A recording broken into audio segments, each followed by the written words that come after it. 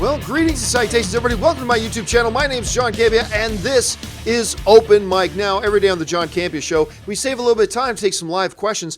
But here on Open Mics, when we have a chance to do them, that's all we do. We just sit down here and talk about whatever's on your guys' mind, mostly about movies and movie news, a little bit of television, a few sports things here and there, whatever you guys like to talk about.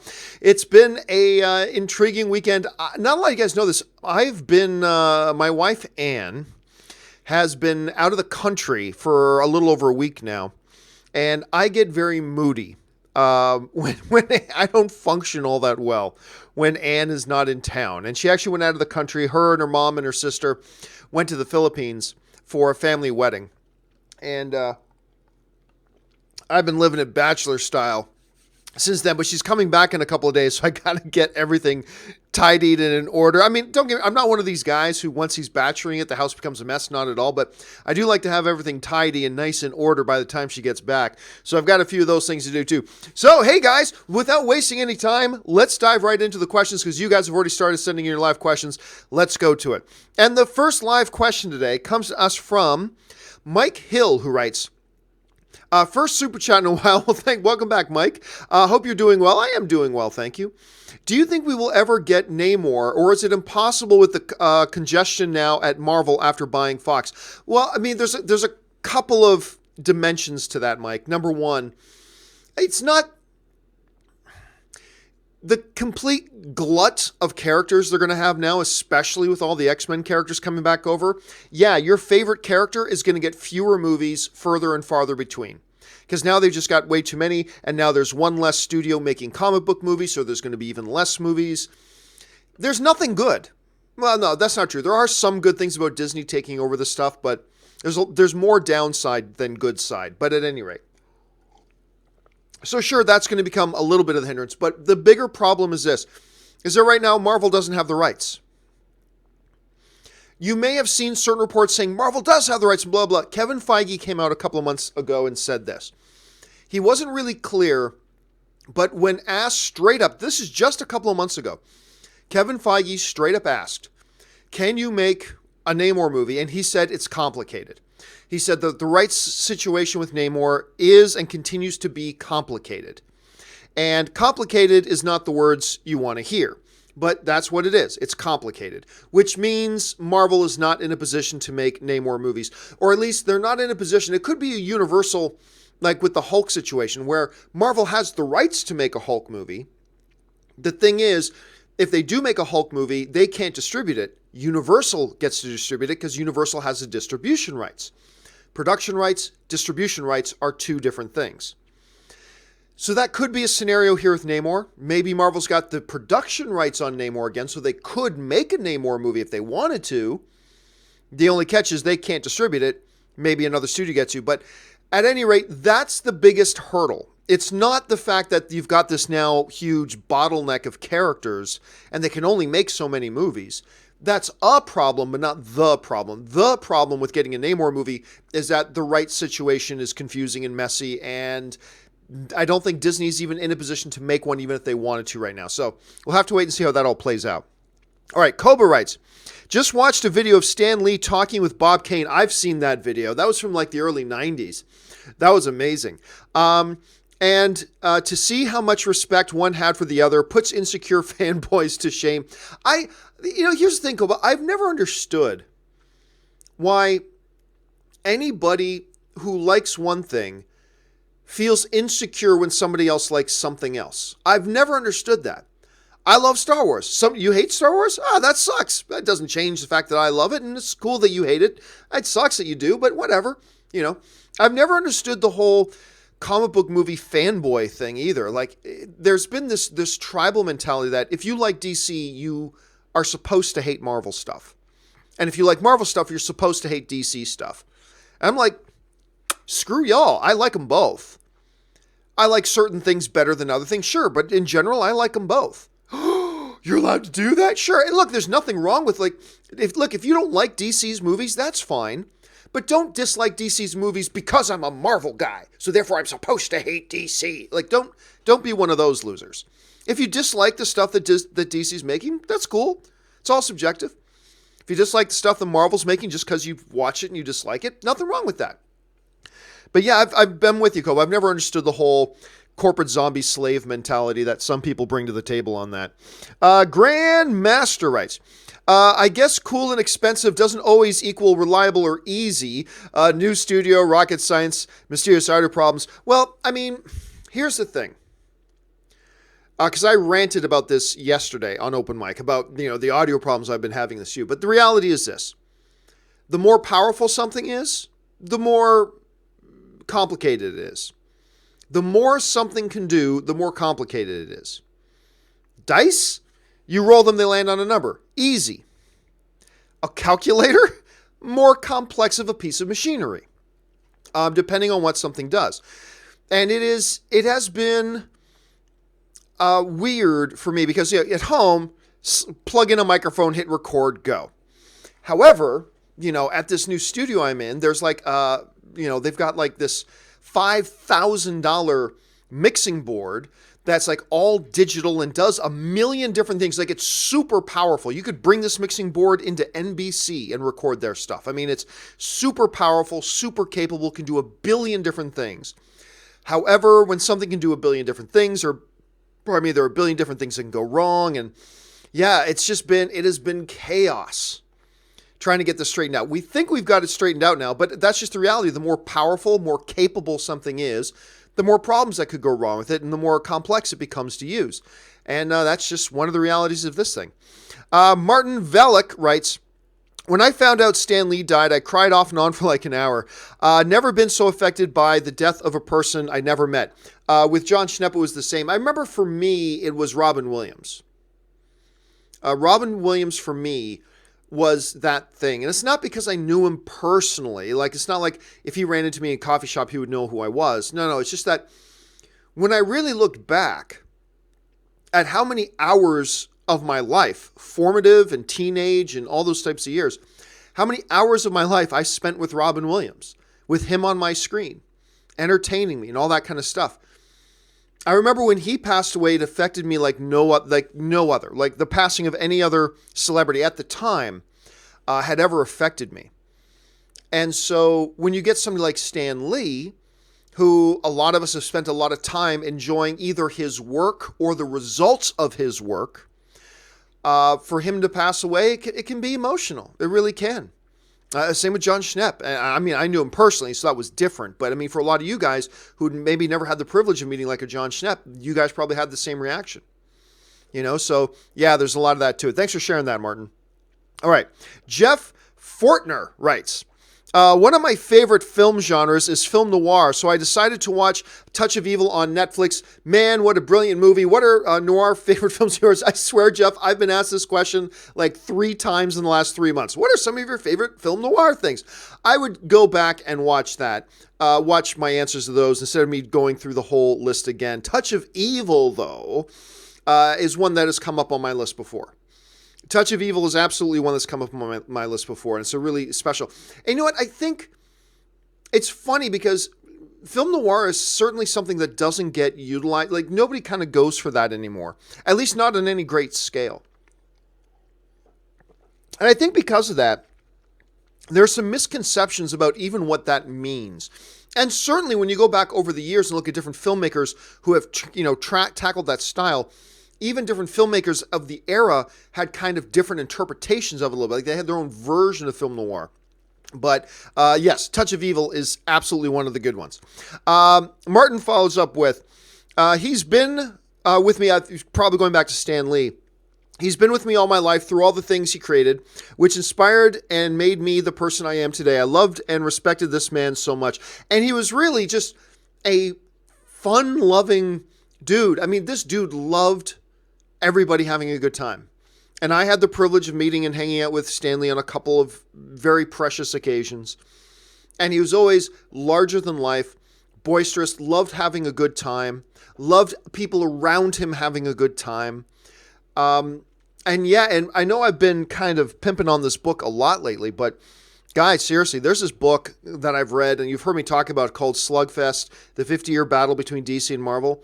Go read it. If you really want to get an appreciation and understand just how much Stan Lee affected everything, go read that book. It's crazy good. It's crazy good. Scarlet Witch's husband writes, sometimes I get all emotionally invested in a great movie, and it's in my head for months. Then I watch behind the scenes and bloopers of that movie and realize none of it was real. What a sad moment. Yeah, man. I mean, I think I got over that a long time ago because the whole thing about bloopers for movies, I mean, that's been around a long time. And you kind of break the magic of that a little bit, right?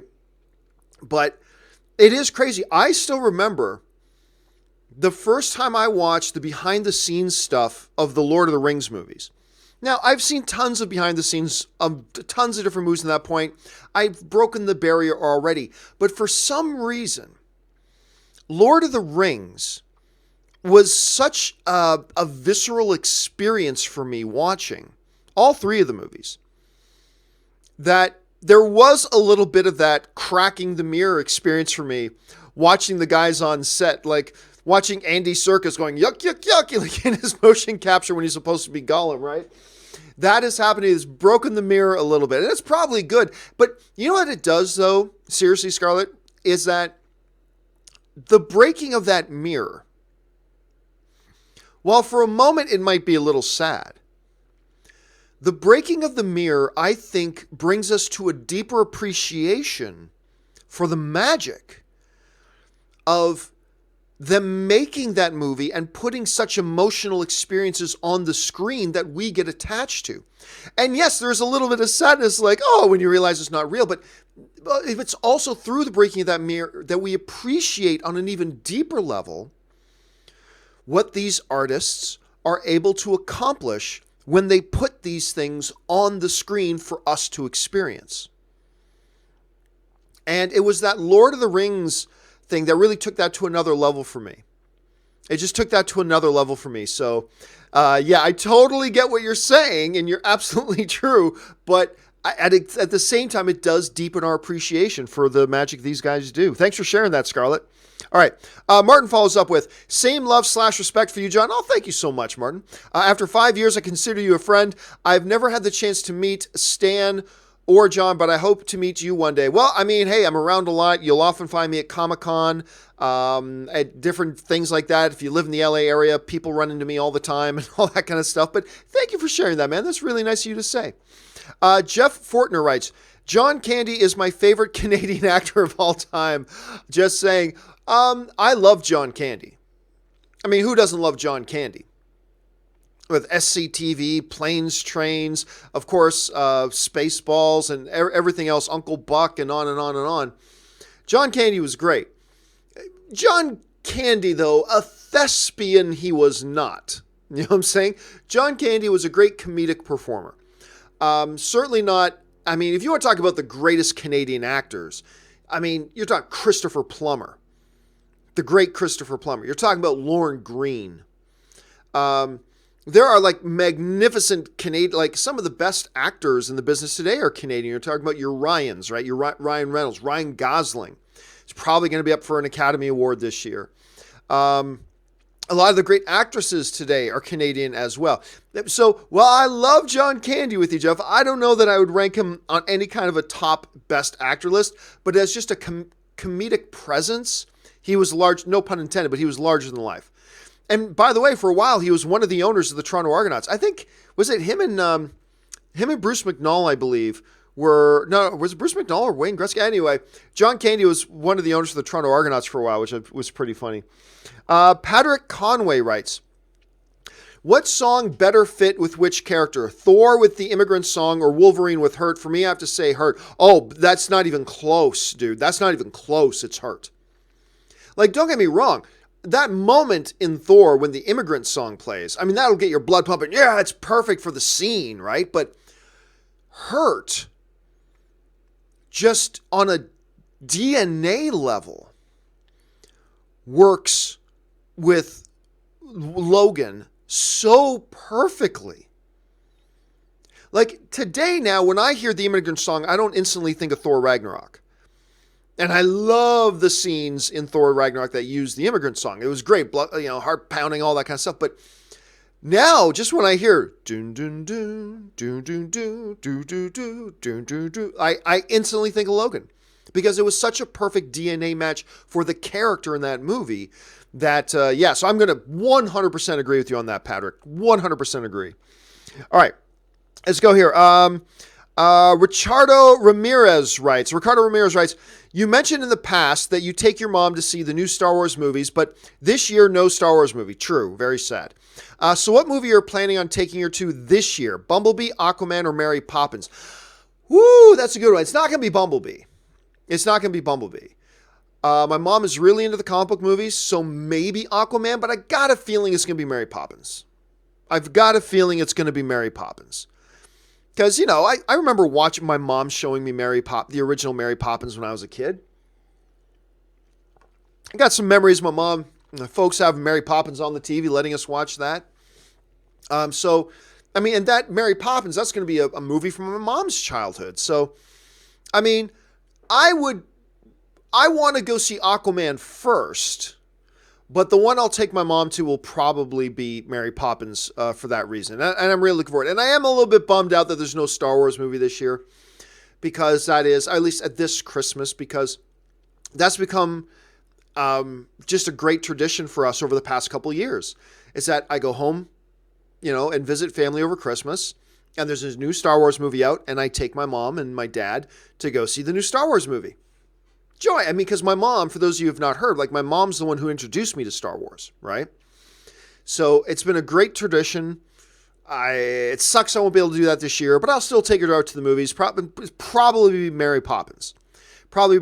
And thank you to all you guys who've been keeping up and asking me about my mom's health situation. My mom's feeling much better these days. She called me the other day. She's up and around. She's actually now going out on her own. She hops in her car, goes out on her own now. She's like 99% recovered now, and yes, so I'm going to be able to take her out to the movies this Christmas, which is going to be great, and I'm really looking forward to it. Anyway, thanks for bringing that up, Ricardo. I appreciate that.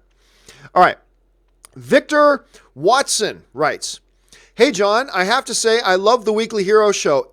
Look, honestly, I'm a little biased because I am in the show. Isn't it great, though? I love the Weekly Hero. I love it. I think the Weekly Hero is my favorite show on YouTube. Now, obviously, take that with a huge grain of salt because I'm in it. But honestly, I just love, me and Robert Meyer Burnett, we were on the phone yesterday. We were talking on the phone for about a half hour yesterday, talking about different stuff. But I just remember saying to him, you know what? Certainly not to say that either I or Robert are, say, individually, better than, say, John Schnepp or other guys I've worked with on camera, whether it's a Christian Harloff who's great, or a Mark Ellis who's great, or, any of that kind of stuff. But one of the things I said to Robert, watching the few episodes of Weekly Hero was, you know what? I don't know that I've ever had, personally, better on-camera chemistry, like pundit chemistry, with anybody I've ever worked with in my career more than Robert. And that's not to say that Robert's better than that person or that person or that person. I'm just saying we just seem to have a really good chemistry together. And I really enjoy that chemistry that me and Robert have. And it makes it just a lot of fun. And many other people I've had tons of fun doing stuff on camera with. But there's something about my chemistry with Robert that just really clicks. Like, he's really in tune with my cadence and my pace on the show, and I feel like I'm able to read him really well on the show, and I'm able to feed him stuff on the show, and vice versa. And obviously we're just loving talking about comic book TV shows and comic book movies and things like that, and I have loved it. And thankfully, we've had no big technical issues with the Weekly Hero, fortunately, because it's pre-recorded, it's not live, so there's no technical problems before we upload that. But yeah, I gotta say, I love the show too, man. I love it too. And thank you guys for supporting it and watching it. And I have a great time doing it. And we've got big plans for it in the future. So onward and upward. So thanks for sharing that, Victor. Easy Target writes, half the Asgardians got away. Did the snap kill half of them too? So only 25% of Asgardians remain. Oh, yeah. And actually it's smaller than that. Because remember, a lot of Asgardians died on Asgard. A lot of Asgardians died on Asgard. First of all, even before they tried to escape on the ship, like Hela was killing a lot of Asgardians. So Hela killed a lot of Asgardians, and I'm sure not all of them got to the ship to take off. So once you even take that out, then Thanos killed half of them in the beginning of Infinity War, and then another half of them disappeared as a result of the snap. So yeah, you're talking probably only about 20% of Asgard is even left. If that. If that. So yeah, that is a decimated people group, man. I really hope when we get into Avengers 4, like what is left of Asgard gets referenced. I hope on some level, because that's a huge thing. Asgard. Almost their entire civilization has been wiped out. Their home world's destroyed. Probably 80% of their population is destroyed. I hope there's some kind of reference to it. You know what I mean? That's a big deal. That's a big deal. All right. Murray Reich writes, if Regal is owned by Cineworld, then why haven't they implemented their own subscription yet if they were the first to do it? Oh, because they're not stupid. They're not stupid. You know, like, remember, AMC A-List. I told you guys this before, but just in case you missed it. AMC A-List was something that AMC as a company was researching all the way back when I was working for them. That's how long ago that was. Years ago. They do studies and planning, and then more studies, and then more planning, and then more evaluating, then more studies, then more studies, and more. Because when you're launching a multi-million-dollar type of project like an A-List program, you don't just go, hey, we got this idea for A-List. Cool, go do it tomorrow. Let's see what happens. No, these companies, they take their time.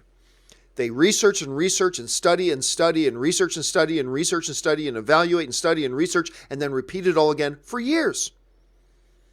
And then, when they feel like they've gathered enough information, they'll start to launch it. AMC had been looking at launching A-List for years. See, there's this misconception out there that A-List all of a sudden popped up out of nowhere as a response to MoviePass. Not true. I was there in the AMC offices in Kansas, in Leawood, Kansas. I was there in those offices as discussions and talks are going on about a movie membership plan. And it was a long ways off at the time. It was a long way, but they started that process. Cineworld, now owning Regal. I told you guys from the beginning, when say, oh, do you think Regal's going to do one? I said, absolutely, because Cineworld owns them, and they've kind of done more in this field than anybody else. There's definitely going to be one, but they're going to take their time. They're going to market research the hell out of it. They're going to study all the fine details of what worked and what failed with MoviePass. They're going to study all the data that they can and see what's going on with A-List, what is working for them, what's not, all that kind of stuff, and then they're going to launch their program. I believe within the year, not 2018, but within 12 months of now, within 12 months it'll launch, but they understand this is a long-term thing. This is a shift in the industry. And there's no need to rush into it. You know, the benefit of rushing out 5 months early is smaller than the potential disaster of coming out when you're not ready to come out with it. Right? So, yeah, they're just taking their time. They're doing their due diligence. They're doing their research. They're doing their market analysis. They're doing all that kind of stuff. And when they are ready, they will launch it. There's no rush. They know that. There's no rush. We're a very... And I include myself in this, and you and all of us, we are very instant gratification people. We want something now. Why not now? Why not now? Why not now? We're a very instant gratification kind of people. But yeah, it's coming. Don't worry. It's coming. And when they do, they're going to have a really good program. When they launch, it'll be a really good program that will at the very least give A-List a run for its money. You watch. And I'm looking forward to it. It's going to be great. All right. Where are we at now? We're down at Sebastian, who writes, I'm not a Potterhead. I was confused, honestly. I'm going to guess you're talking about you saw Fantastic Beasts 2 and you were confused by it. I wasn't very confused. Look, but as a fellow non-Potterhead myself, there were things in the movie that went over my head, but I wasn't confused. Like, I got the gist. I understood what was going on, basically. It wasn't until, though, after the movie was done, and I was driving back with a Potterhead film fan who went with me, Cody, that he started to explain some of the significance of some of the details in the movie that just went right over my head that I didn't even realize. So as a fellow non-Potterhead, there were probably things in the movie that went right over your head, just like they went right over mine. But I still found I found the basic bones of the movie to be pretty straightforward. Kind of dark, but pretty straightforward at the same time. So I didn't walk out. Like, I was very cognizant of the fact that I probably didn't get everything in it, but I never once felt confused. And I think most people who aren't Potterheads probably won't come out confused, but like you and like me, they'll probably come out not getting all the details that were thrown in there, because you'd have to be pretty much a Potterhead to understand every reference and everything that was going on. But overall, I still understood the bare bones of the movie, and I thought it worked on that level. So that was my experience at any rate. But I totally get what you're saying, man, because, yeah, I didn't get all the stuff either. Jacob Silvers writes, when are you planning on seeing Creed 2 when it opens? Generally speaking, I don't go to advanced screenings anymore. I just don't like going to advanced screenings. I made an exception for Harry Potter because my wife is a Potterhead. And then she wasn't able to go, but I had already got my tickets. I'll make an exception for some big, huge, like, Star Wars or comic book movie or something like that. But for the most part, I don't go to advanced screenings anymore. I mean, I still get the invites. I mean, my email box is filled with invites to go to them all the time. And there are some now and again I will go to. For the most part, I don't, just because LA is a big town. And a lot of times, like, screenings are at the Grove in Beverly Hills. That's like an hour to get to. To what? To watch a movie a few days early? 2 hours of driving so I can watch a movie a few days early? A lot of press screenings are held out in, like, Century City, out near Santa Monica. Hour and 15 minutes in terrible traffic to get out there? No, thank you. No, thanks. I'll wait a couple extra days and watch the movie. So with Creed, unless I find out they're doing a screening here in Burbank, which very rarely happens, I'll probably just watch it opening night, just like everybody else. But I am excited for it. I'm stupid excited for it. So when am I planning on seeing it? I'll probably plan on seeing it on opening night, unless, like, their advanced screenings is going to be here in Burbank. In that case, I'll go see it early. Otherwise, I'll wait till it opens up on opening night. All right. Cade W. writes, do you think Pet Sematary has the potential to compete with Shazam at the box office opening weekend? And could we see Pet Sematary possibly prevail? No chance. No chance. No chance.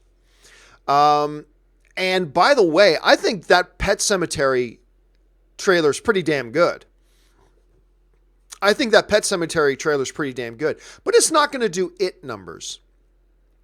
You know, it's not going to make the same kind of box office that It did. So, no. But I mean, but when you say compete, does it have the potential to compete with Shazam? Well, that depends what you mean by compete. Do you mean could actually beat Shazam? No. Do you mean it could come within 30% of Shazam? Yeah, maybe. But no, I don't see it. I mean, it might be a better movie than Shazam. That's totally possible. But do I see it defeating a movie like Shazam at the box office? Clearly family friendly. The trailer looks really fun. It's a part of the DC cinematic universe. Yeah, man, I just don't see that happening. So I think Shazam's going to prevail there pretty easy. Although I am very much looking forward to Pet Sematary. I am very much looking forward to that. All right, where are we at here? Jeannie Judd writes, that name just rolls right off the tongue, doesn't it? Jeannie Judd, I like that. Jeannie Judd writes, sounds like it should be like a famous musician or something. Did you hear John Williams' new soundtrack for the Disney Star Wars Hotel? Beautiful music, but it sounded more like Harry Potter music than Star Wars. Well, remember, he did compose them both. Now, let's not forget that John Williams also composed Harry Potter. I haven't heard it yet. I saw it on my news feed. Like John Williams' new score for the Star Wars theme parks and stuff like that. I saw it on my news feed, but I was like, it was on my phone and I'm out and I'm running about. So I'm like, I don't want the first time I hear it to be on my phone. I don't want my phone speakers to be my first experience listening to this new John Williams Star Wars music. So no, I have not had a chance to listen to it yet. By the way, not a big Potterhead, admittedly, right? But I will say this.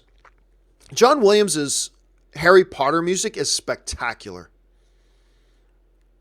He doesn't play his Harry Potter stuff every year at the John Williams concert at the Hollywood Bowl.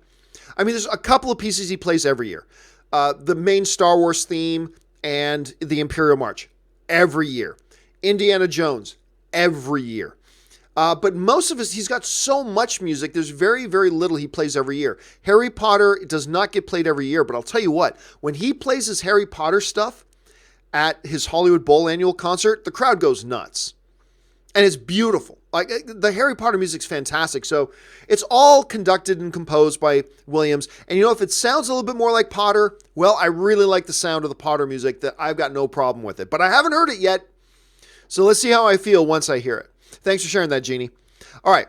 Sebastian writes, hey, man, both my kids are loving the Shazam trailers. And I'm with them. I'm with your kids, man. There are a lot of question marks going into Comic-Con this past summer with Shazam. Now, I really like the director they got, but he's only really done one notable film. Fine. There was talks about this is going to be like really the funniest, most lighthearted of the DC things. That got some people scared. What do you mean light and funny? You can't do it light and funny. Well, they said they were going to go light and funny. That got some people nervous. Not everybody was thrilled with the casting of Zach Levi. I was. I love the casting of Zach Levi. But there are a lot of people a little unsure about his casting. And coming out of Justice League, sure, there's a lot of question marks. I get it. But I'll tell you what. That trailer, when it dropped at Comic-Con, it completely won me over. I watched that trailer because we've talked about this before, but there are a million different ways that Shazam trailer could have gone wrong. But I felt like they nailed it. It wasn't a perfect trailer, but it was a perfect trailer for a Shazam movie in the existing DCEU. And you just got the feel for the tone they were going for. I found it really uplifting and joyous, to kind of steal a phrase from Robert. It was a very joyous kind of trailer. And I just had I smiled watching that trailer, man. So I'm with your kids on that one. Ali Hussein writes, guess the quote, when he died, part of me died. Well, there's about a dozen movies or more that have used a line almost particular like that. But just because Rocky's been in the news a lot lately, I'm going to say that's the quote from Apollo's old trainer in Rocky 4, as he's training Rocky now for the Drago fight. And they start talking about Apollo, and he says, when he died, part of me died. So I'm going to guess you're going for that one just because Rocky, we're talking about Rocky a lot with Creed 2 coming out. But there's about a dozen other movies that have used a line almost identical to that at the same time, so I could be wrong, but I'm thinking you're going for that one. All right, let's see here. Daryl Best Wadley writes, embarrassed to admit, but I've never seen the original Star Wars movies or Shawshank Redemption. Am I now banned from your YouTube page? No, man, I envy you. I envy you. You are going to get to do something I will never for the rest of my life get to do. You will be able to watch the Star Wars movies for the first time. I'll never get that experience again. You're going to get to watch Shawshank Redemption.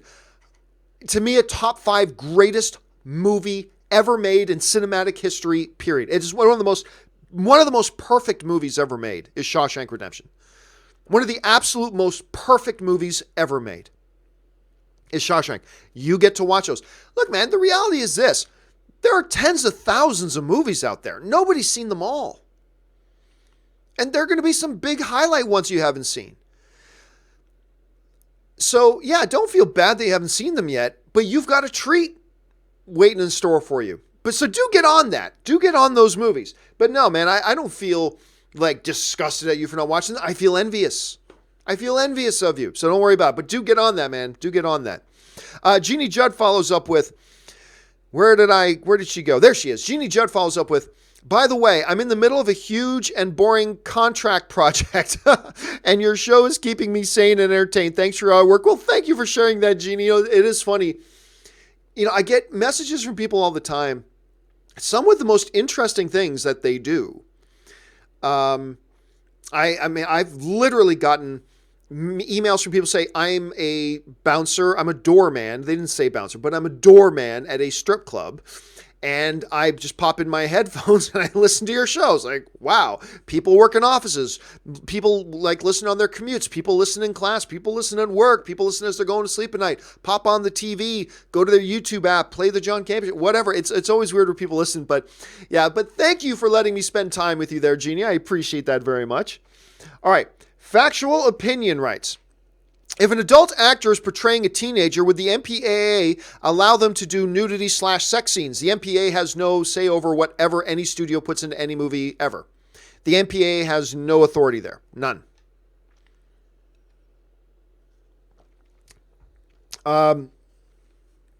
If Universal tomorrow wanted to say, I don't know, Margot Robbie's playing a 16-year-old girl or a 15-year-old girl in the movie, they can have her do a full nude sex scene if they want. The MPAA has no say in it. All the MPAA can do afterwards is slap a rating on it, but even the rating has no legal authority. The rating is simply a suggestion for the theaters to choose to enforce or not enforce. So no, the MPAA has no say in it whatsoever. So there's that. Timothy Plott writes, have you seen Mila Kunis' Chewbacca impression on The Tonight Show? It's quite possibly the greatest thing I've ever seen. No, I have not, but thank you now for giving me the next... Actually, you know what? I'm going to go over to YouTube right now. Hold on a second. Mila Kunis, Chewbacca. Which show was it? The Tonight Show.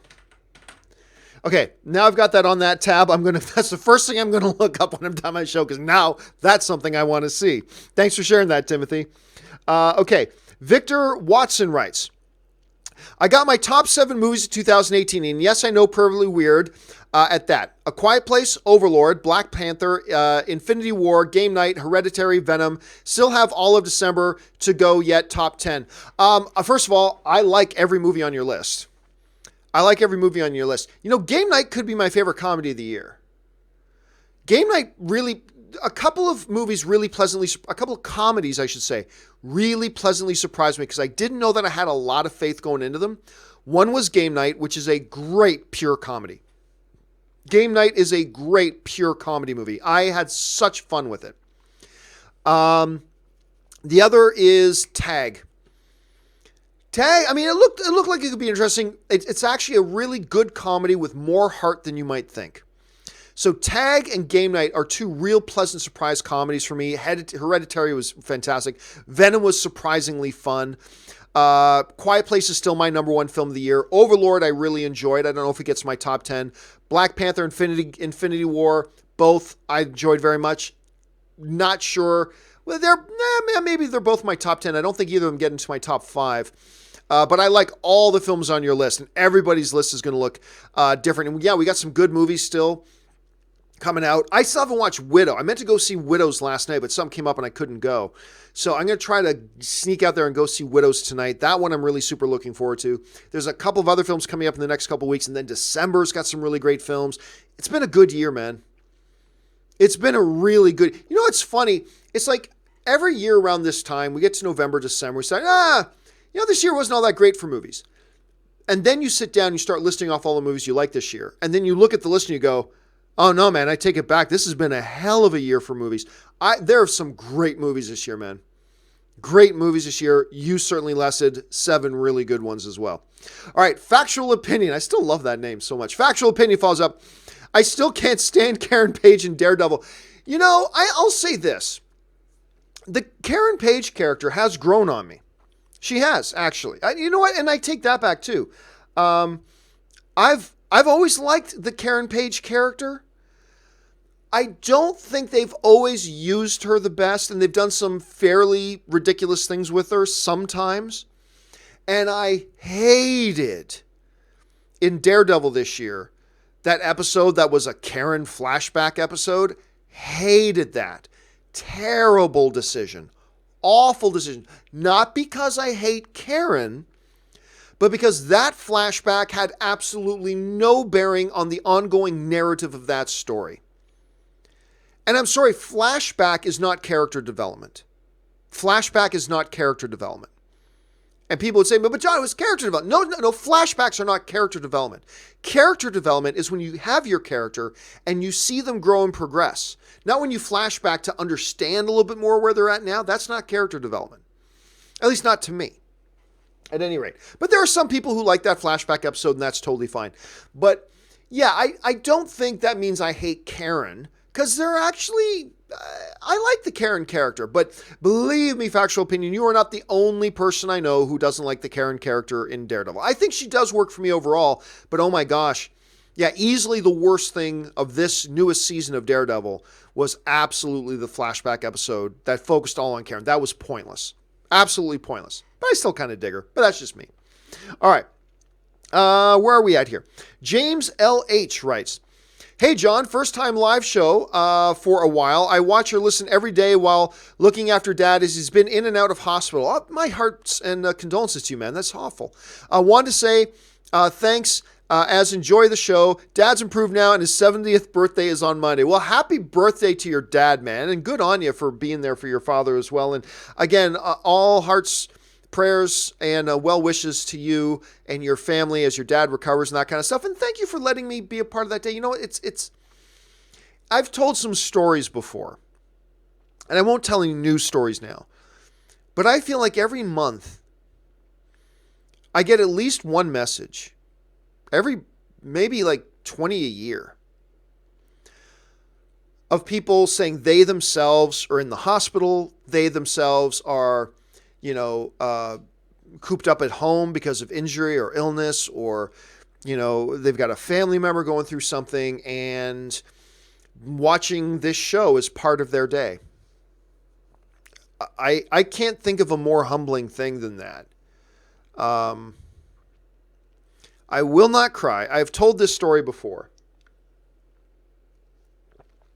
It was back when I was with AMC. And we got this email, and I won't go into all the details, and I will not cry. But I remember we got this email from this guy who's a fan of the show, and it was I believe it was his nephew, kid, was dying. And they as a family would sit around and do a bunch of things together. But one of the things they would do is listen to our show. Because, the kid loved movies and comic book movies and all that kind of stuff. And we talked about that kind of stuff. I would love to tell you the kid recovered. He didn't. The kid died. And this email came to us after his nephew had passed away. And this guy wrote to us and wrote to me to say, that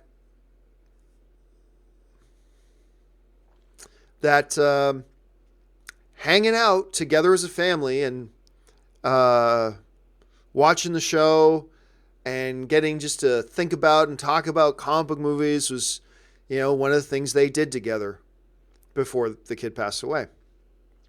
And I remember when I first got that email, I took it into a staff meeting that day, and I read the email to staff. And oh my God, we were all just like a mess.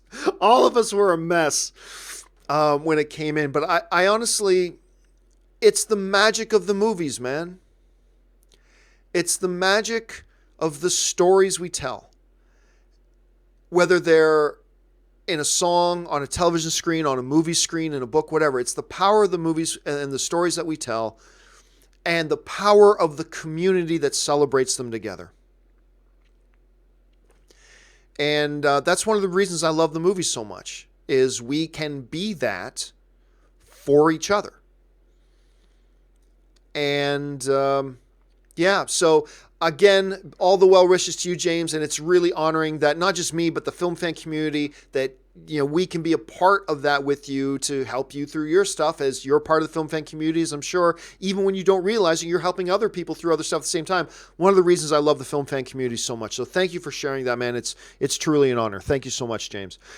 Timothy Platt writes, I recently won a chance to ride on a Zamboni during an intermission of a Caps game. I've ridden a Zamboni a few times, my friend. What are some cool sports experiences you've had?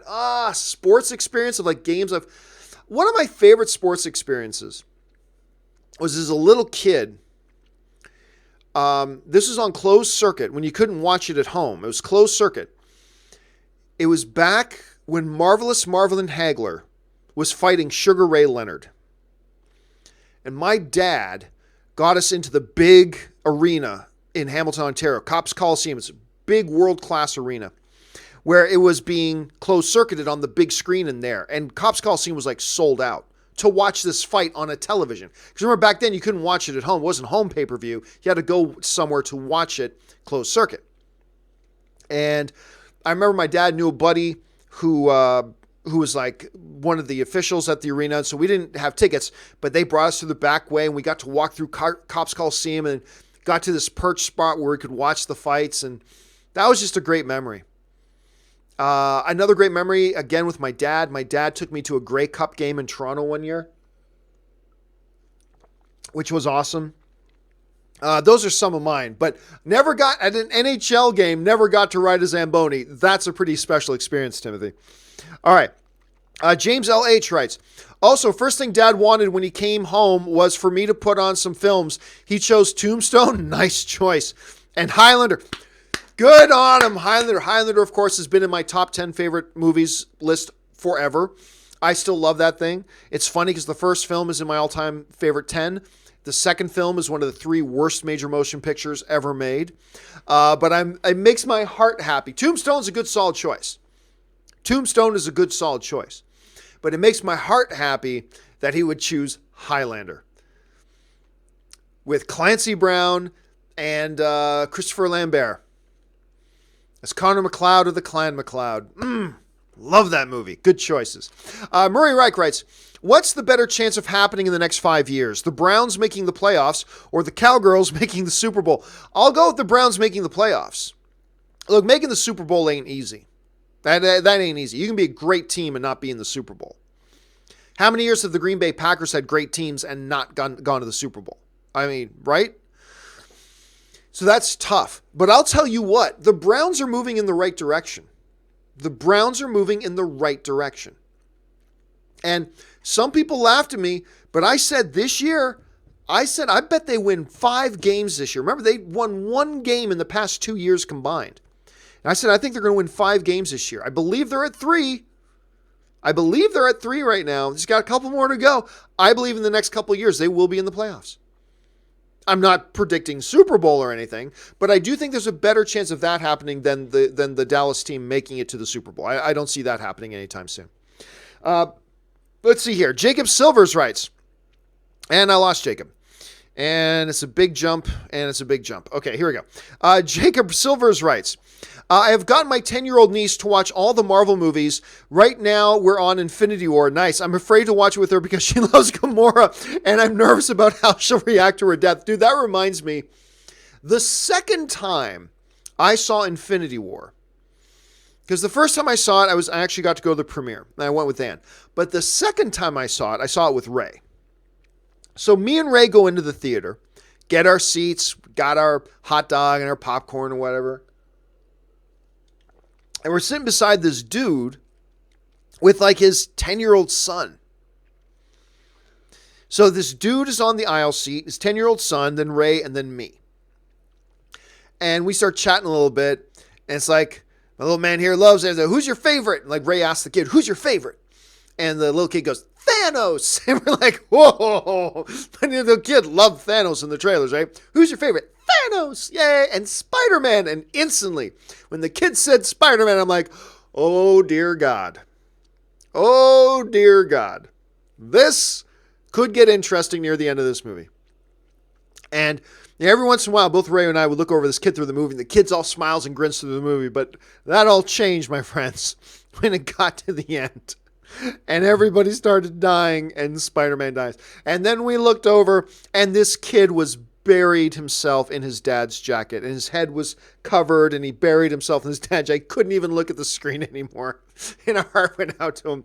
And Ray's like, yeah, you still like Thanos, kid? He didn't say that out loud to the kid, but he said that to me after. You still like Thanos, huh? You still like Thanos? Anyway, it was a fun experience. So, yeah, if your niece is really into Gamora, that could get touchy. That could get touchy, Jacob. I do not envy you. Having to sit through that and it's like, what? Don't worry, she'll be back. Guardians of the Galaxy 3 is coming. We already know she's going to be in it. Don't worry about it. So, yeah, good luck, my friend. Good luck. But that's great, though.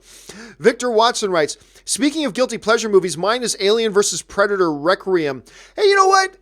As bad as those films are, there's some ooey gooey, cheesy, ridiculousness in them that is kind of fun. There is.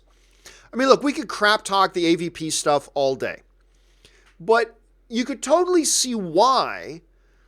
Like, I still don't enjoy them, but the stuff that's in there, I could totally see why somebody would watch those and still get a kick out of it.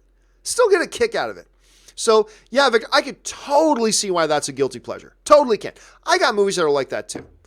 Yeah, they're probably pretty bad movies, but there's just certain things in them that make me get a kick out of them, so I still enjoy it. Suicide Squad's one of them, right? Suicide Squad is a hot mess of a movie.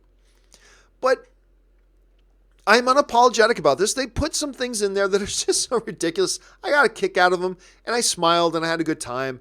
And I walked out saying, yeah, I enjoyed that.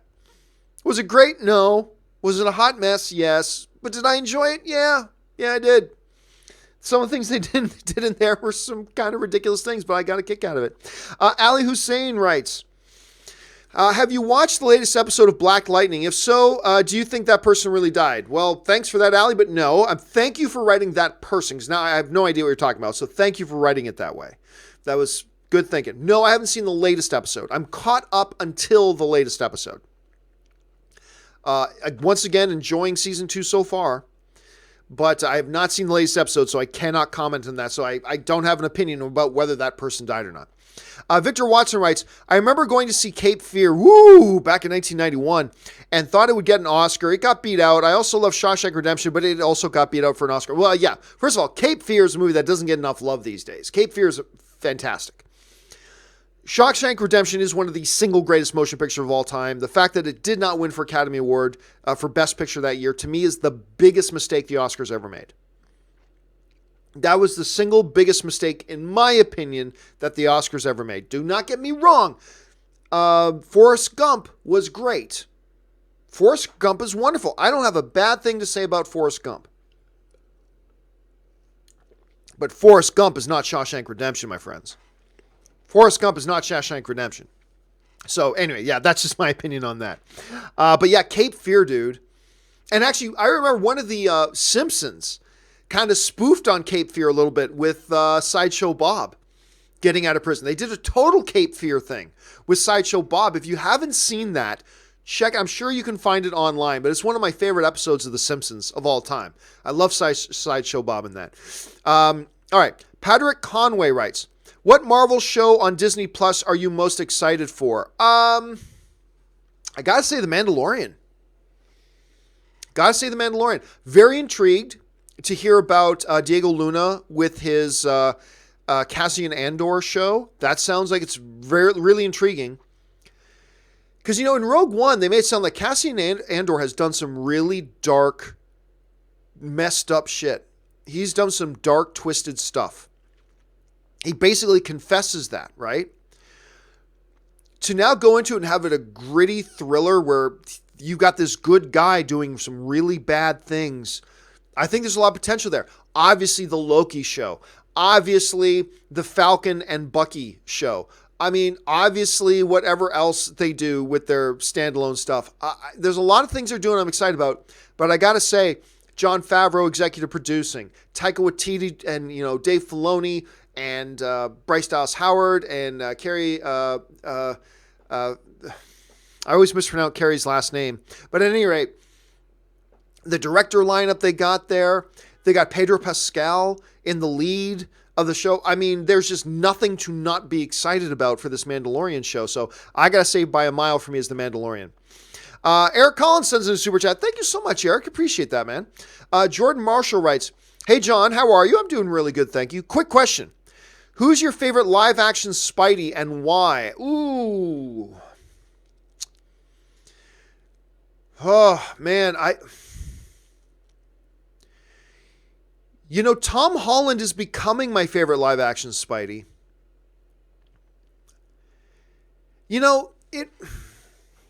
The Tobey Maguire Spider-Man. Tobey was a great, and it's weird because a lot of it was CGI and he's always in a mask, but Tobey was a great Peter Parker. And a good Spider-Man, but a really good Peter Parker. I thought Andrew Garfield was a magnificent Spider-Man. And for a while, actually, I think I even preferred Andrew Garfield as Spider-Man. I'm not saying I preferred the Andrew Garfield Spider-Man movies over the Tobey Maguire Spider-Man movies, but I think I preferred Andrew Garfield as Spider-Man. And then, after Tom Holland showed up as Spider-Man in Civil War, the question started going, so who's your favorite live-action Spider-Man? I remember saying at the time, Tom Holland was great, but it's too small of a sample size. It's too small of a sample size. He had 2 scenes in Civil War. They were great scenes, but basically 2 scenes. So I said, let's pump the brakes on that. For now, I'm going to stick with Andrew Garfield. Well, now we went on to have Spider-Man in Homecoming. And now we've had Spider-Man in Infinity War. And I'm telling you what, I'm getting really close to saying Tom Holland. I might even say, it's close. It's close. I'm very tempted to say Tom Holland. Tom Holland, I sometimes talk about with James Bond that the reason that Daniel Craig is my favorite Bond of all time was that he, more than any other Bond, became the perfect hybrid of the suaveness of the Roger Moore Bond with the badassness of the Sean Connery Bond. Moore and Connery were 2 very different Bonds. And, each Bond that came after kind of had, and every other Bond kind of leaned one way or the other towards the suaveness about it. Daniel Craig, though, he was just a perfect marriage of the 2. And that's one of the reasons why I'm really starting to lean towards Tom Holland, because he is both a great Spider-Man in the costume, but he's also a great Peter Parker. So, hell with it. I'll just say Tom Holland. I think Tom Holland may have surpassed Andrew Garfield for me at this point. But I've liked all 3 of them. I love Tobey Maguire as Spider-Man. I love Andrew Garfield as Spider-Man. I love Tom Holland as Spider-Man. Right now, I'll probably say Tom Holland at this point. All right, let's see here. Senpaigar writes, last scene of Solo felt the most like Harrison Ford / Han. Just the way he delivered the lines to Lando. Was it just me, or do you think that too? I don't know. I honestly thought, going into Solo, besides being a movie that none of us asked for, one of the things that I always said over and over again, something that this kid cannot do is try to do a Harrison Ford impersonation. Don't do that. You got to capture the spirit of Solo, but you've got to make Solo your own. Right? There's certain things you got to catch, but you can't then make the rest of it just doing it the way Harrison Ford would do it. You got to make him your own. And, before I saw the movie, I heard Harrison Ford come out and say just that. He said he thought, he made it completely his own. He loved it. He thought the kid made it his own. And he did.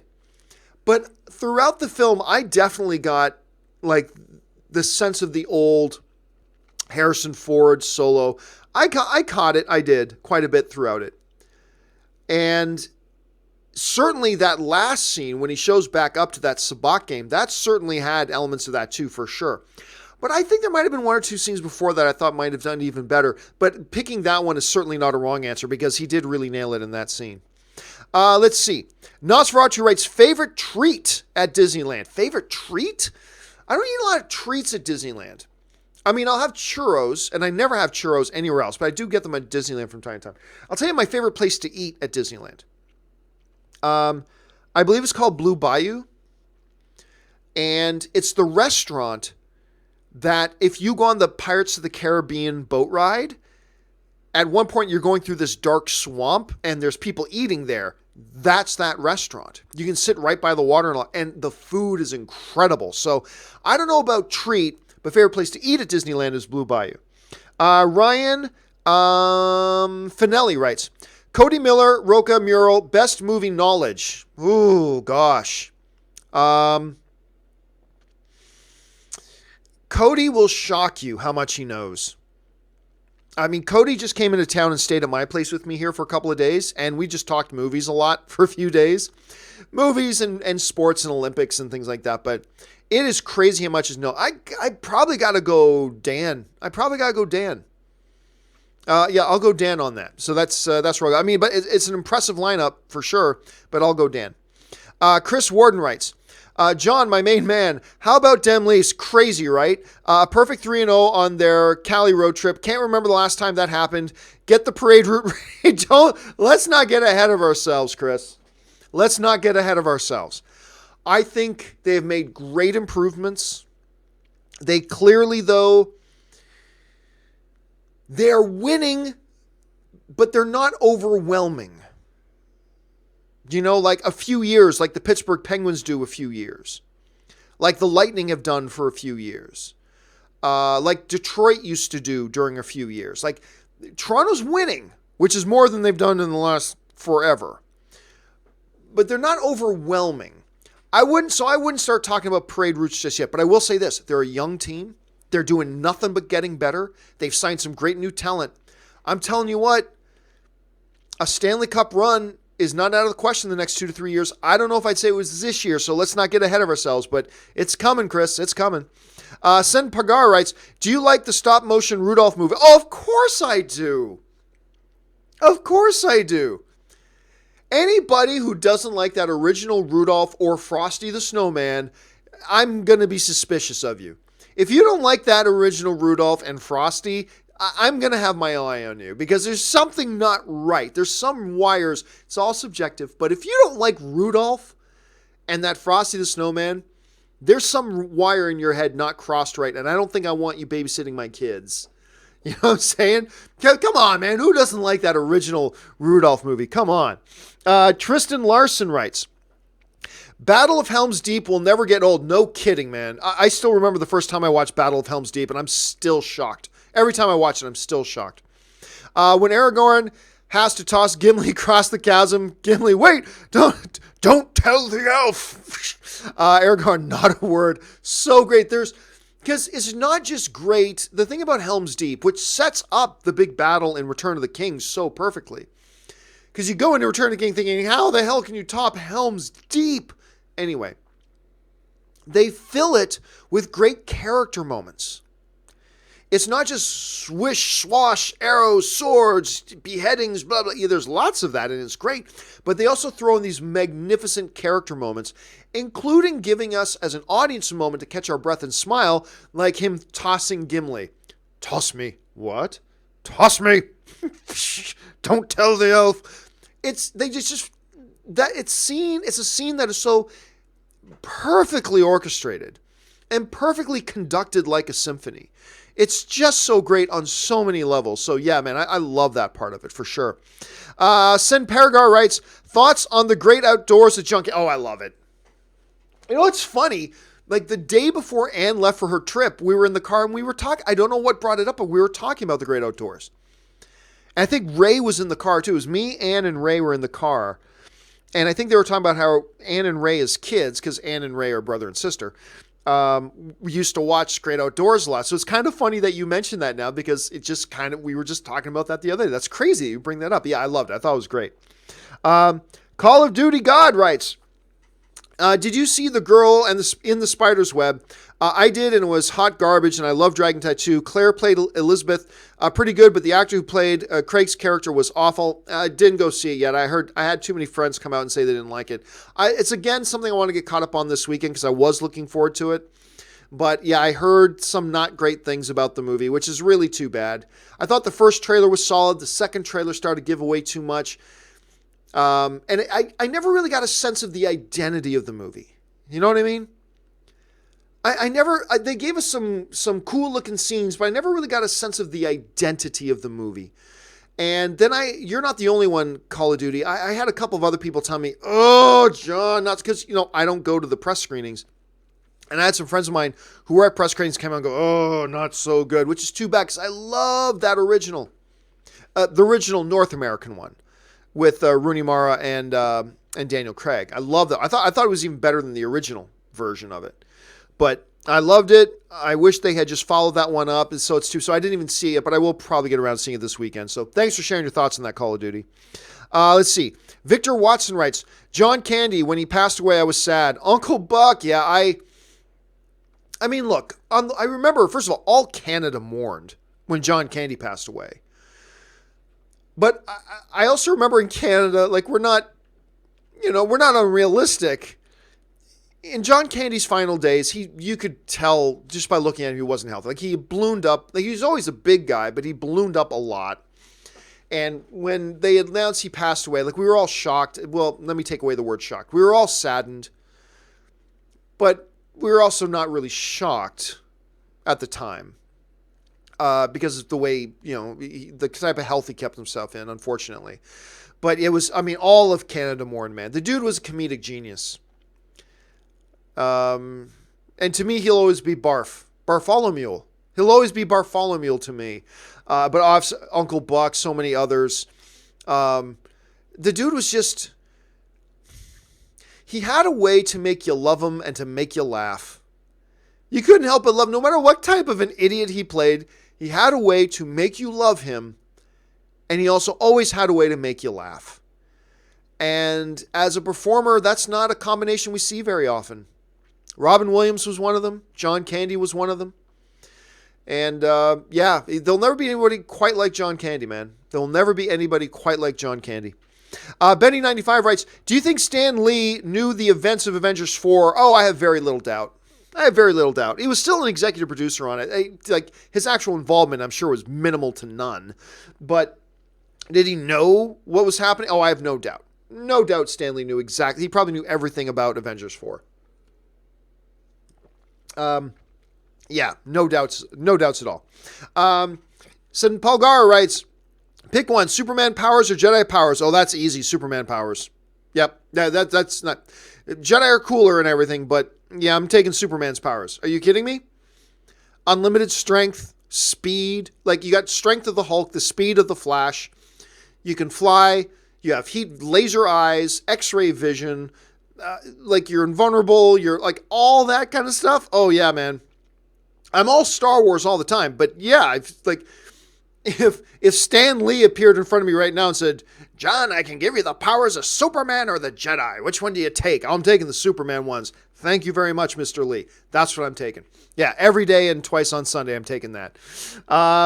Jordan Marshall writes, hey man, biggest fear with the new Spider-Man films is that they will rely too much on other characters to make the story work. I don't know what you're saying there. To work. Iron Man out of the film. Hey man, my biggest fear at the new Spider-Man films is that they will rely too much on other characters to make the story work. Example. The space bar is our friend, Jordan. Okay, example.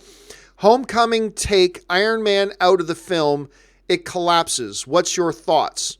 Oh, I don't know. Look, any good movie is made with pieces that if you take them out, it collapses. If there's a piece of the movie you could take out and the movie is not affected by taking them out, then you're not a great filmmaker because you've obviously got stuff in there that doesn't need to be there. You've got too much filler stuff in there. An excellent movie is the movie where all the pieces of the puzzle are like a house of cards. It's not the sturdiest thing, but where every card is playing a role in holding up this structure. And they're all there for a reason. And they all have a purpose. And they all have a role to play. A good movie is not all about keep 100% of the attention on the main character all the time. That's not a good movie. It's learning how to keep your main character, but also surrounding them. Characters don't take place in a vacuum. Movies don't take place with one character in a vacuum, right? It's all about the surrounding story and the other characters and stuff like that. And I believe the right amount of reliance on your supporting characters is what takes your movie from being good to great. And by the way, I'm not so convinced that if you take Iron Man out of Spider-Man Homecoming that the movie collapses. But even if it did, that's fine. because he's one of the supporting pieces of the structure. If Iron Man was in Spider-Man Homecoming, but his removal from the film doesn't do anything to the film, then you got to ask yourself, well, then what the hell was Iron Man in that movie for? You know what I'm saying? So I'm not at all nervous about the idea of the film relying on other characters. Good stories with good heroes should rely on other characters. That's what supporting characters are there for. That's what makes the best compelling movies. It's about the hero in the environment they're in, and that includes other characters as well. So I'll disagree. I'm not worried about that part. Now, the one thing I would be worried about is if they get so caught up in other characters that the movie's not even about Spider-Man anymore, which, by the way, was one of my fears going into Homecoming, right? If you guys remember, when Homecoming was coming out, the marketing made it look like this is Iron Man 4. This isn't Spider-Man. This is Iron Man 4. That's what the marketing kind of made it look like. And I was worried that Iron Man was going to take the spotlight away from Spider-Man. Now, I saw Homecoming. Clearly, Spider-Man is the star of that movie. Clearly. And Iron Man played a good supporting role. And I think it's totally fine to do that. I think it's good. I think it's important to do that with supporting characters. That a good amount of weight of the movie has to also rest on supporting characters as well, because they're a part of what makes up the story. Because if you take them out and it doesn't do anything to the movie, then why the hell were they there in the first place? You know what I'm saying? So that's kind of my things on. Now, I've got some fears and worries as well, Jordan, about the Far From Home that's coming up, but yeah, I'm not nervous about an over-reliance on supporting characters anymore. If they were going to do that, it would have happened in Spider-Man Homecoming, which is what I was afraid of, but it didn't work out that way. So, yeah, let's sit back and wait and see. We don't have a long ways to wait now for Spider-Man Far From Home. I'm kind of excited about it. Thanks for sharing that, Jordan.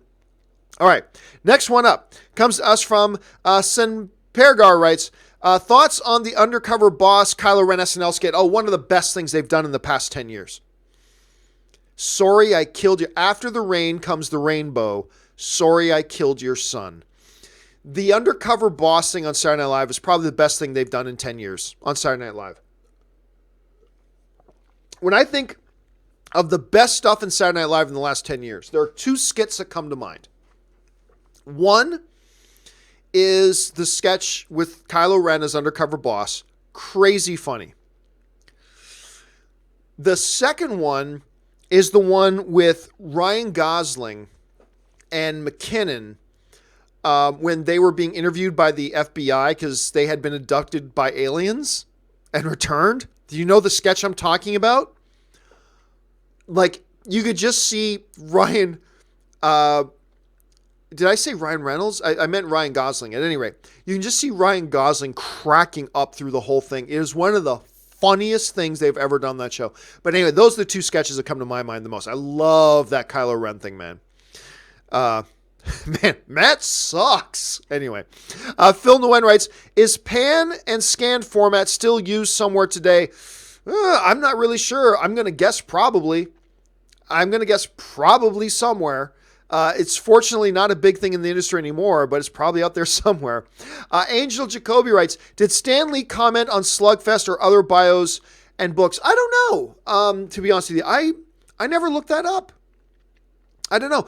I certainly never saw any Stan Lee commentary on Slugfest, but I'm sure if we looked around for it, we could see it. I mean, I don't know why he wouldn't, but I don't recall seeing anything like that. Good question, though, Angel, but I don't recall anything off the top of my head. Again, I can't recommend that book highly enough. Check out that book when you get a chance, guys.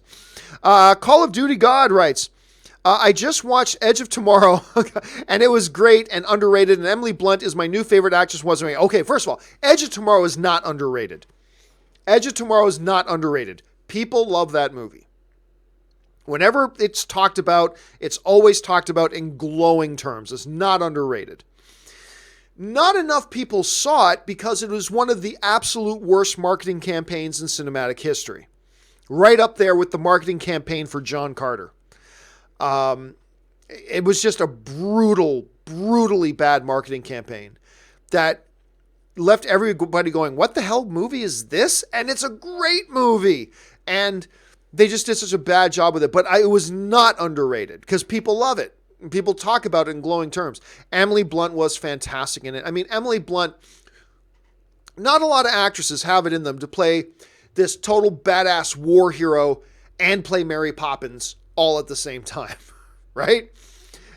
She is fantastic. And oh my God, how good is she in A Quiet Place? How good is Emily Blunt in A Quiet Place? I don't think she's going to win an Academy Award, but I would be surprised. I'll be straight up honest with you. I'll be surprised if Emily Blunt doesn't get a Best Actress nomination. I'll be very surprised if she doesn't for that. Maybe not a win, but I'll be surprised if she doesn't get a nomination. Phil Nguyen writes, better sci-fi film, Edge of Tomorrow or Minority Report? Ooh, deep cut. That's a good question, Phil. Oh, I'm going to lean towards Minority Report, but to be straight up honest with you, it's not Phil Nguyen, it's Phi Nguyen. To be straight up honest with you, you could ask me that question tomorrow and I might go the other way. That's a good question. Edge of Tomorrow, Minority, two fantastic movies, two fantastic Tom Cruise movies. Again, I'm going to give the edge to Minority Report, but that is in no way me casting any shade on Edge of Tomorrow, because everybody knows how much I love that movie. That movie's fantastic, but Minority Report is also pretty damn fantastic, and I'll give the edge right now to Minority Report, but that's a good question, dude. All right, let's see. And I had another jump. Okay, here we go. Jared's Reviews writes, hey, John, been a fan since the AMC days. Thank you so much, Jared.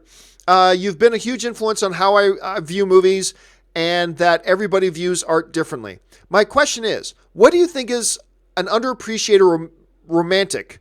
Mine is Crazy Stupid Love. Well, Crazy Stupid Love is definitely an underrated romantic comedy, romantic movie. Crazy Stupid Love, I was so pleasantly surprised in it. First of all, Steve Carell's magnificent in it. Marissa Tomei is magnificent in it. Emma Stone is fantastic in it. Ryan Gosling is incredible. The direction is great. The script is great. It's got heart. It's got great laughs. I mentioned a while ago the AMC Century City, where a lot of the press screenings are. You can see the AMC Century City. They shoot some of that movie there in front of the AMC Century City, which is kind of funny when I saw that in the movie. It's just great. And there's some great stuff in there too. I still remember, the Ryan Gosling character giving the Steve Carell character men's fashion advice. Because you could look at me. I have no fashion sense whatsoever. Right? None. I wear black t-shirts and blue jeans. I have no fashion sense whatsoever. And I remember as the Ryan Gosling character in that movie is giving fashion advice to Steve Carell, I'm like, oh my God, I got to start writing this down. Every man only needs, what do you say, 12 items of clothes. Because you can wear them in different combinations and they make up different outfits and blah, blah, blah. And I'm like writing this down. I was like, I got to go back. Now I got to go back and watch that movie.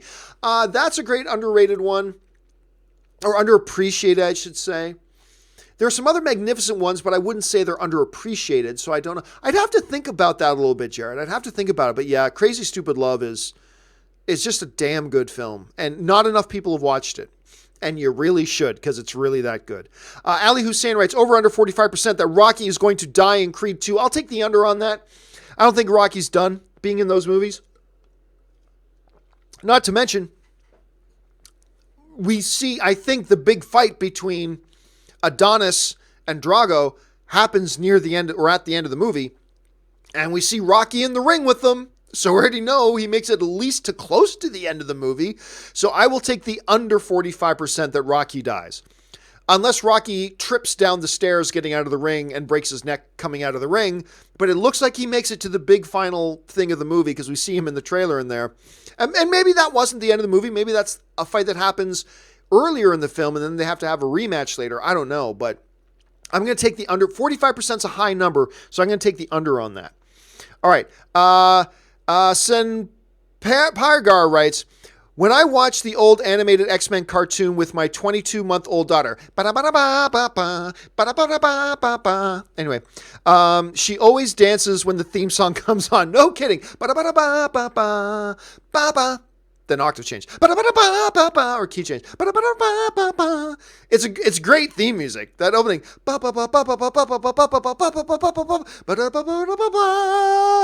It's great music. I should be a singer. I know. That's what you're all thinking right now. Campea, why are you not on The Voice? I know, right? It's just because I'm busy. That's why. But yes, absolutely. It's a very, very catchy tune, man. Ryan Fenley writes, Cody Miller or Roca, best movie knowledge. Out of the two of them, again, close. Close. You know what? I'm gonna go to a coin toss on that. I'm gonna throw up a coin toss on that one. Kyle Brackman writes, the only movie that has ever and still scares me is Star Trek First Contact. Really? Man, American Werewolf in London for me, dude. American Werewolf in London for me. And The Descent. I mean, these are the two horror films I always talk about. They're really two of the only films that have ever really scared me. I don't get scared in movies. I kind of like the way I don't really cry in movies. There's only like 5 or 6 movies in history I've ever cried in. I certainly feel emotion, and I can feel the creeps in a movie. The only 2 movies that ever straight up scared me. You know what? I think there's a third. Because I saw it when I was a little kid. I didn't see it in theaters, but when I watched it on the old VHS, was Jaws, the original Jaws. That scared me. That scared me too. But those are the 3 that scared me. I've never heard somebody say that the one film that scares them is First Contact. That's an interesting option there, Kyle. I've never heard that said before. Cool. Last 2 things of the day. Dan the Man just sends in a super. Thank you so much, Dan the Man. Appreciate that. And the final question of the day comes to us from Andrew Lee, who writes, now the sadness has subsided. I can rejoice in that Stan Lee lived to receive the adulation he deserved and witness the world he shaped in full bloom. You know, it's funny. Me and Robert Meyer Burnett on the Weekly Hero this week, we talked about, one of the things I mentioned was that, some people live a long enough rich life to see something that they did really make a difference, right? Stan Lee, who lived to 95, didn't just get to see comic books, which was this little thing and this kind of looked down upon thing when he was started, become a big deal. But he saw comic books become a big deal and then actually make it to movies and then actually make it to TV and then actually become the biggest single genre in cinema in the world that dominated pop culture. He got to see several stages of the evolution of the industry that he helped pioneer. And on that level, I mean, what more can you ask for? On that level, seriously, what more can you ask for? And all we can say is thank you, Stan Lee. Thank you, Stan Lee.